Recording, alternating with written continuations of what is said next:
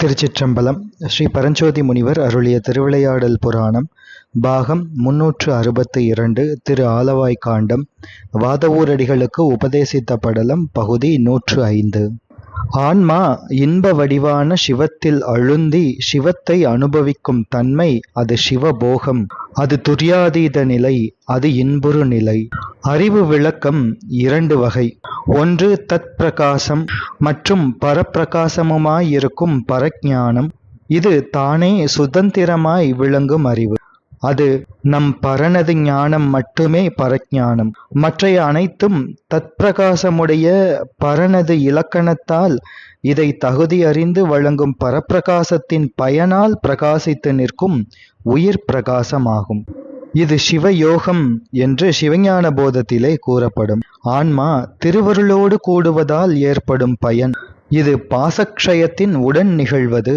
சிவஞான போதம் 10வது நூற்பாவில் அவனே தானே ஆகிய அந்நெறி ஏகனாகி இறைப்பணி நிற்க.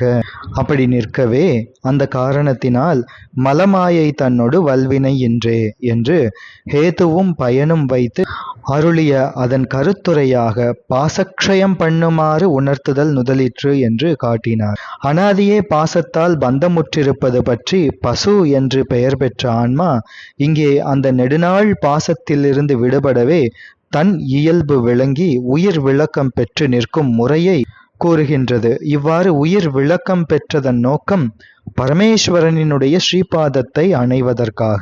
அது ஆனந்த விளக்கம் என்று கூறப்படும். அறிவின் பயன் அறிய வேண்டிய பொருளை அறிந்து அனுபவிப்பதே. எனவே துன்பம் தரும் இந்த ஆணவ இருளிலே அதை நீக்கும் திருவருளின் இதுவரை, அதாவது பக்குவம் வராத காலத்தில் தற்போதத்தை முன்னிறுத்திச் சென்றவர் பக்குவம் அடைந்த முக்தி காலத்திலே திருவருள் ஒளியின் பின் சென்று பேரின்பம் அடைவார்கள். துன்பத்திற்கு ஹேதுவான நிறைந்த இருட்டில் இருப்பவர் அதை நீக்கும் ஒளியை பின்னிறுத்தி தான் அதற்கு முன்னே சென்றால் அவனுடைய நிழலாகிய இருட்டால் பாதையும் பொருளும் தெரியாது இடர்பட்டு துன்பப்படுவார். ஆனால் அந்த ஒளியை தனக்கு முன்னிறுத்தி தான் அந்த ஒளியின் பின்னால் அது காட்டும் வழியில் சென்றால் இடர் இன்றி இருளில் நீங்கி பாதை விளங்கி இலக்கை அடைந்து இன்புறுவார். அதுபோலவே உயிர்கள் துன்பத்திற்கு ஹேதுவான ஆணவம் நிறைந்த இந்த கட்டு நிலையில் அத்துன்பம் துடைத்து இன்பம் தரவல்ல திருவருள் ஒளி தன்னுடனேயே தன் அறிவிலே இருந்தாலும் கூட அதை உணராது தத்போதத்தை முன்னிறுத்தி செயல்படுவதால் துன்பத்தையே, அதாவது பிறவியையே அதன் பலனாக அடைகின்றன.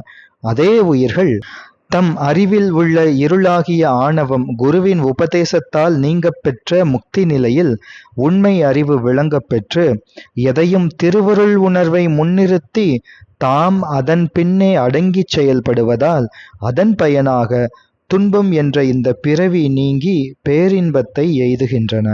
கைவிளக்கின் பின்னே போய் காண்பார் போல் மெய்ஞான விளக்கின் பின்னே மெய் காண்பது என்னாலோ என்று அருளுகின்றார். இதனை ஸ்ரீ தாயுமான சுவாமிகள். துன்பம் நும்மை தொழாத நாள்கள் என்பாரும் இன்பம் நும்மை ஏத்து நாள்கள் என்பாரும் நும்பின் எம்மை நுழைய பணியேன் என்பாரும் அன்பனார் ஆரூர் ஆதிரை நாளால் அது வண்ணம் என்று அருளுவார் ஸ்ரீமத் திருநாவுக்கரசு பெருமான். இதிலே எம்பெருமான் அப்பர் சுவாமிகள் அருளுகின்றார். நும் திருவடித் தொண்டில் ஈடுபட்டு அடியேங்கள் உங்களது பின் எப்போதும் வருமாறு எங்களை செயல்படுத்துவீர் என்று கேட்டு அருளுகின்றார் இறைவனாரிடம். அருளே உலகெல்லாம் ஆழ்விப்பது, ஈசன் அருளே பிறப்பறுப்பது. ஆனால் அருளாலே மெய்ப்பொருளை நோக்கும் விதியுடையேன் எஞ்ஞான்றும் எப்பொருளும் ஆவது எனக்கு. அருளே எல்லாமாய் இருப்பதால் மெய்ப்பொருளை காண விளையும் அருளே எஞ்ஞான்று முன்னிற்க வேண்டும் என்று விண்ணப்பிக்கின்றார் எம்பெருமாட்டி காரைக்கால் அம்மையார். சேரிடம் அறிந்து சேர் என்கின்றார் அவை பெருமாட்டி. அறிவால் அறிந்து உன் இரு தாள் இறைஞ்சும் அடியார் என்றும் அறிவை அறிவது பொருளென அருளிய பெருமானே என்றும் அவிழ்ந்த அன்பால் குரப்புனை தண்டையும் தான் தொழல் வேண்டும் என்றும் ஸ்ரீமத் அருணகிரிநாத சுவாமிகள் அருளுகின்றார்கள். அருளால் எவையும் பார் என்றான் அத்தை அறியாதே சுட்டி என் அறிவால் பார்த்தேன் இருளான பொருள் கண்டதல்லால் கண்ட என்னையும் கண்டிலேன் என்னேடி தோழி என்று இது முன்புகுந்த நிலை. முன்புகுந்த நிலையை இவ்வாறு அருளிய ஸ்ரீமத் தாயுமான சுவாமிகள் பின்புகுந்த நிலையையும் அருளுகின்றார். என்னையும் தன்னையும் வேறா உள்ளத்து எண்ணாத வண்ணம் இரண்டர நிற்க சொன்னதுமோ ஒரு சொல்லே அந்த சொல்லால் விளைந்த சுகத்தை என் சொல்வேன் என்று அருளுகின்றார். கண்ணார கண்டோர் கருப்பொருள் காணாமல் அருள் விண்ணோடு இருந்த இன்ப வெற்பே பராபரமே என்று இறைவனை இன்ப மலையாய் நின்றதையும் தாயுமான சுவாமிகள் அருளுவார்.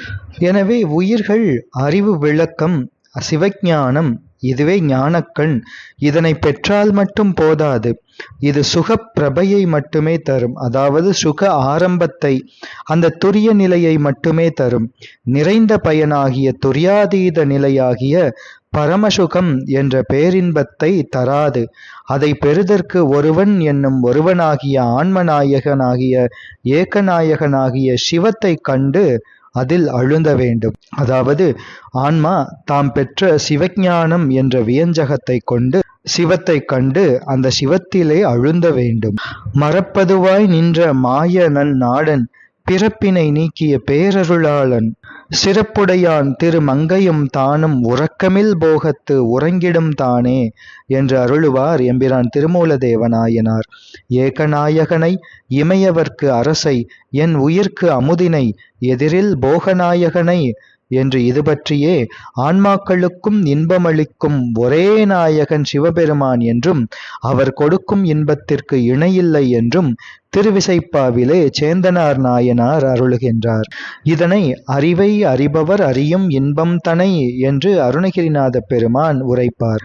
இதையே திருக்கோவையாரில் ஆன்மாவை தெய்வ பூமாலையாக உருவகம் கொண்டு காமனது வென்றிக் கொடியோடு உவமித்துச் சொல்லுவார். திருவள்ளர் தாமரை என முகமலர்ந்து அன்னநடையாய் சென்று சேர்தலை கூறுவார். நுதல் விழிக்குத் தோற்று உருவிழப்பது சிவஞான விளைவால் பிறவி அறுதலை உணர்த்திற்று. அப்படியென்றால் உயிர்களுக்கு அந்த சிவானுபவத்தை சிவபோகத்தை பேரின்பத்தை தருகின்ற இறைவன் அந்த பேரின்பத்தை நுகர்வானா என்றால் பேரின்பத்தை தன்னை சார்ந்தவருக்கு கொடையாக வழங்கும் ஒருவனாகிய இறைவனுக்கு வடிவம் இன்பமயம். அதனால் இறைவனுக்கு என்றும் நுகர்ச்சி இல்லை. முக்தி நிலையில் உயிர்கள் இறைவனுடன் இரண்டர கலப்பதால் உயிர்கள் இன்பம் அடைவது போல இறைவனும் இன்பம் அடைவானா என்றால் அனாதிமுத்தனாகிய இறைவன் இன்ப வடிவானவன். அந்த இன்பத்தை அவன் தன் இனமான உயிருக்கு வழங்குவானே அன்றி தான் அதை நுகர்வது இல்லை. சைவ சித்தாந்தம் கூறும் 3 பொருள்களிலே நுகர்ச்சி அந்த அனுபவம் உடைய ஒரே பொருள் ஆன்மாக்கள் மட்டுமே. நுகர்ச்சி என்பது குறையுடைய பொருளுக்குத்தான். இறைவன் குறைவிலா நிறைவு சென்றடையா திருவுடையான். நுகர்ச்சி என்பது தன்னின் வேறான பொருளில் அழுந்தி அனுபவித்தல். இறைவனுக்கு வேறாக எந்த பொருளும் உலகில் இல்லை. எல்லா பொருளும் அவருடைய வியாபகத்தினுள்ளே அடங்கியே இருக்கின்றன. மேலும் இறைவன் ஒரு சேர பொதுமையில் அறிவானே அன்றி ஒன்று ஒன்றாக அழுந்தி அறிதல் இல்லை. இந்த காரணங்களால் இறைவனாருக்கு அனுபவம் இல்லை. எனவே துகளறு போதம் கூறுகின்றது, சர்க்கரை தான் ஆர்க்கும் தரும் ரதம் அவ்விரதம் சர்க்கரைதான் கொள்ளுமோ சாற்றுங்கால் சர்க்கரைக்கு இன்று இன்பு உருவம் அன்றி எழில் உருவம் வேறு உண்டோ இன்பு உருவமே இறைக்கும் என் என்று துகளறு போதம் அருளுகின்றது. பட்டினத்து சுவாமிகளும் அருளுகின்றார்கள், பொன்னால் பிரயோஜனம் பொன் படைத்தார்க்கு உண்டு, பொன் படைத்தோன் தன்னால் பிரயோஜனம் பொன்னுக்கு அங்கு ஏது உண்டு. அத்தன்மையை போல் உன்னால் பிரயோஜனம் ஏழ்னதெல்லாம் உண்டு, உனை பணியும் என்னால் பிரயோஜனம் ஏது உண்டு காலத்தி ஈஸ்வரனே என்று பட்டினத்து சுவாமிகள் அருளுகின்றார்கள். காட்டுவார்க்கு உண்டோ களிப்பு இந்திரஜாலத்து ஆட்டுவார்க்கு தோற்கூத்தால் என்கின்றது பதிபசு பாச பணுவல். இந்திரஜாலம் அந்த மாயாஜாலம் காட்டுபவனால் அதனை காண்பவருக்கு களிப்பு உண்டே தவிர காட்டுவார்க்கு களிப்பு இல்லை. அதுபோலவும் தோல் கூத்து பார்ப்பவனுக்கே இன்பமன்றி அதனை ஆட்டுவார்க்கு இன்பமில்லை என்றதும் போன்றதே இன்ப வடிவான ஈசனுக்கு உயிர்களாலோ பிற பொருள்களாலோ இன்பம் இல்லை. இது பற்றியே ஸ்ரீமத் உமாபதி சிவாச்சாரியார் நெஞ்சுவிடு தூதில் இறைவனை வேற்று இன்பமில்லா விலங்கு ஒளியான் என்று கூறுவார். அந்த இன்பத்தை பேரா ஒளியா பிரிவு இல்லா மறவா நினையா அளவு இலா மாளா இன்பமா கடல் என்று அருளுவார் ஸ்ரீமத் மாணிக்கவாசக சுவாமிகள். வனபவள வாய்த்திறந்து வானவர்க்கும் தானவனே என்கின்றாளால் சினபவள திண்தோள் மேல் சேர்ந்திலங்கு வெண்ணீற்றன் என்கின்றாளால் அனபவள மேகலையொடு அப்பாலைக்கு அப்பாலான் என்கின்றாளால் கனபவளம் சிந்தும் களிப்பாலை சேர்வானை கண்டாள் கொல்லோ என்று அருளுவார் அப்பர் சுவாமிகள் எம்பெருமான் திருநாவுக்கரசு நாயனார். இது பற்றி திருவருட்பயன் 19வது பாடலும் ஊமன் கண் போல ஒளியும் மிக இருளே யாம் மண் கண் காணாதவை என்று கூறும். எனவே ஆன்மா இறைவனோடு கூடியிருப்பினும் சிந்தையுள்ளே நிற்கும் சிவனை ஞானிகள் சுகோதயனாகவும் சுகவாரியாகவும் உணர்ந்து இன்புறுவர் என்றாலும் இறைவனுக்கு அனுபவமில்லை என்பது பற்றியே கருவூராரும் அருளுவார். மங்கையோடு இருந்தே யோகு செய்வானை வளர் இளம் திங்களை முடிமேல் கங்கையோடு அணியும் கடவுளை கங்கை கொண்ட சோழேச்சரத்தானை அங்கையோடு ஏந்தி பலிதிரி கருவூர் அறைந்த சொல் மாலையால் ஆழி செங்கையோடு உலகில் அரசு வீற்றிருந்து திளைப்பதும் சிவன் அருட்கடலே என்று எம்பிரான் கருவூரார் திருவிசைப்பாவிலே அருளுவார். இறைவனுக்கு அனுபவம் இல்லை என்பதை சிவஞான போதம் 11வது நூற்பா எடுத்துக்காட்டு வெண்பாவும் கூறும். ஐந்தையும் ஒக்க உணராது அவற்று உணர்வது ஐந்தும் போல் நின்று உணரும் ஆகலான் ஐந்தினையும் ஒன்றொன்றா பார்த்து உணர்வது உள்ளமே எவ்வுலகும் ஒன்றொன்றா பார்க்கும் உணர்ந்து என்று கூறும். அப்படி அந்த உடையோனும் உயிரும் கூடுவது எதுபோல என்றால் தாழ் தலை என்னும் 2 சொற்கள் புணர்ந்து தாடலை என்று ஒரு சொல்லாய் நிற்பது போல உயிர் இறைவனோடு கூடி தானும் அவனும் என்ற பேத உணர்வு அற்ற தன்னை இழந்த நிலை பேரின்ப புணர்ச்சியை அத்வைதம் ஆகிய ஒன்றாதல் என்று அதுவே முக்தி என்று நீ உணர்ந்து கொள்வாயாக என்று மாணவனை நோக்கி குருநாதர் அருளுகின்றார். முக்தியில் உயிர் சிவத்தோடு கூடி 2 என்ற தன்மை தோன்றாதவாறு நிற்பதை இந்த திருவருட்பயன் குறள் விளக்குகின்றது. முக்தியில் ஆன்மாக்கள் பசுபோதம் சிவபோதத்திலே அடங்கி தன்னை மறந்து சிவமாய் நிற்பதை உணர்த்துகின்றது. முக்தியிலே உயிரும் சிவமும் அபேதவாதிகள் கூறுவது போல பொன்னும் பொன் ஆபரணமும் போல பொருளால் ஒன்று அல்ல, எனவே ஐக்கிய சம்பந்தம் உடையதும் அல்ல. பேதவாதிகள் கூறுவது போல இருள் ஒளி போல இயைபு இல்லாத வேறு வேறு பொருட்களும் அல்ல, எனவே சையோக சம்பந்தம் உடையதும் அல்ல. முக்தியிலே ஆன்மாவும் சிவமும் பேதம் அபேதம் என்ற 2க்கும் பொதுவாய் பொருள் தன்மையால் வேறாகவும் கலப்பினால் ஒன்றாகவும் இருக்கின்ற அத்வைத சம்பந்தம் உடையது.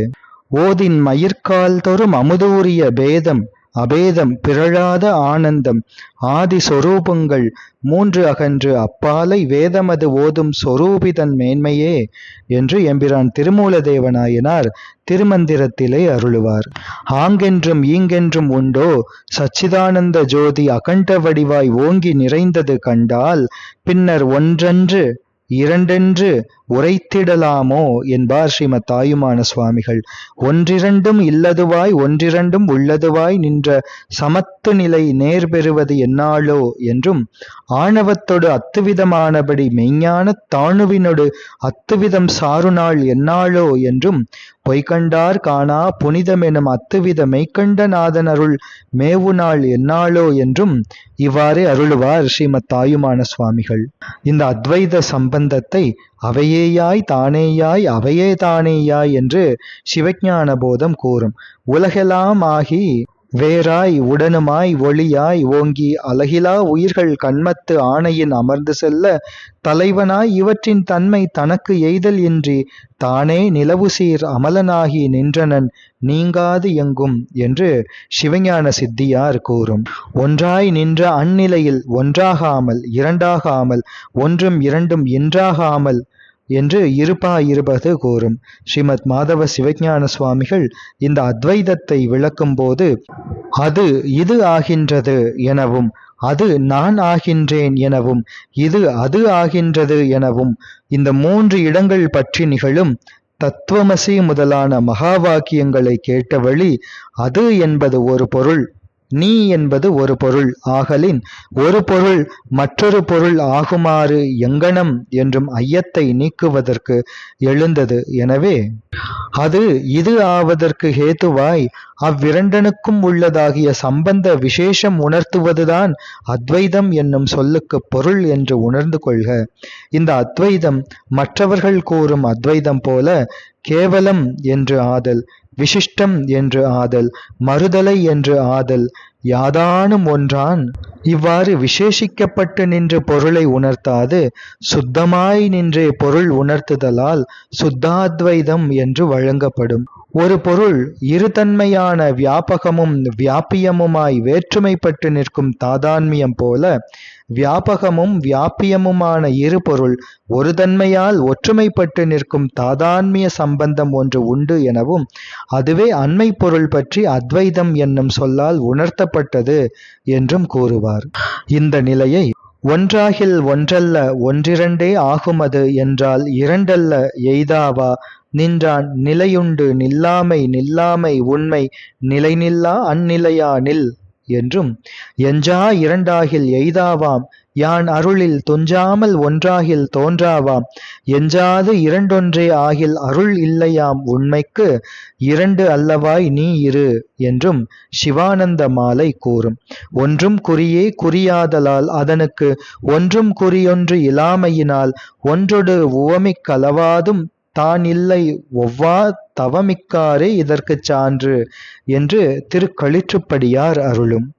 இதை இடையறாதே இரண்டர நிற்கும் சிவானுபவம் உடைய சிவயோகிகளை கொண்டு உணர்க என்று மேலே கூறிய பாடல் கூறும். எம்பிரான் அப்பர் சுவாமிகளும் உயிர் ஆவணம் செய்திட்டு உன் கை தந்தார் உணரப்படுவாரோடு ஒட்ட வாழ்தி என்று அருளுவார்.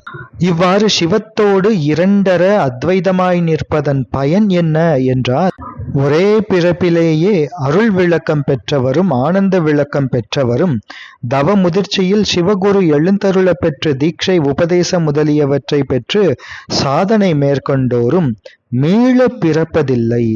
அப்படி மீள பிறத்தல் இல்லாமல் இருக்கும் நிலை அது சிவத்தோடு இரண்டர கலந்து நிற்பதன் பயன் என்று அருளப்படுகின்றது. இனியும் தொடர்ந்து இந்த ஞானபாதத்தின் பயன் என்பதை பற்றி தொடர்ந்து சிந்திப்போம். திருச்சிற்றம்பலம்.